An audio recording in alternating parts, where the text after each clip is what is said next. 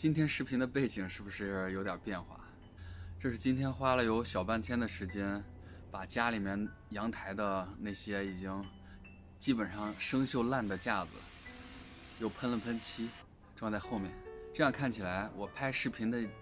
背景稍微的整齐了一点。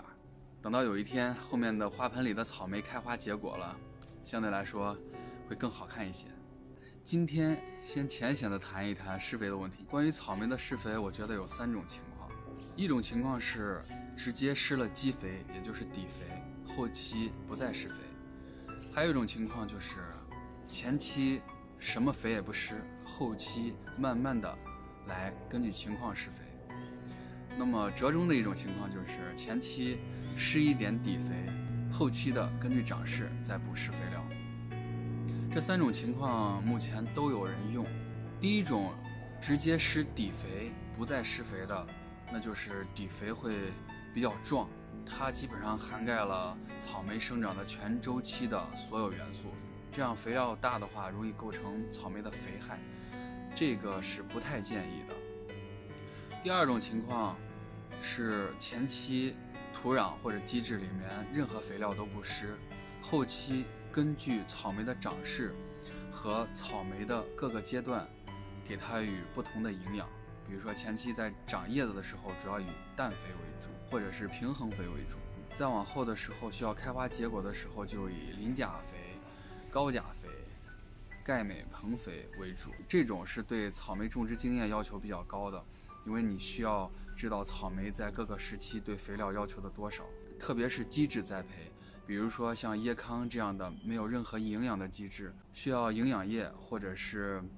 水溶肥来后期的给草莓补充营养。最后一种是前期施一点点的底肥，给土壤或者基质有一定量的营养元素在里面，后续再补充一些水溶肥或者是追施生物有机肥、缓施肥等等。第一种施肥的方法最不建议，因为前期的肥料充足，后期的肥料不足，或者是肥料过多造成肥害。第二种、第3种就是根据你个人的能力了，前期施一点点的底肥，这样的话草莓也有一定的营养，后期根据草莓的情况给它加施叶面肥或者是补充肥料。但是最难的施肥情况，前期不给草莓肥料，后期根据草莓各种生长周期不同的肥料需求来具体的施肥，这样的话是对草莓种植要求最高。但是一旦掌握了这种方法，那么就能最好的最大限度的控制草莓的长势、开花结果。这个就是科学的种植，也就是现在在农业种植上比较流行的水肥一体化。这种情况对草莓的硬件设施要求高，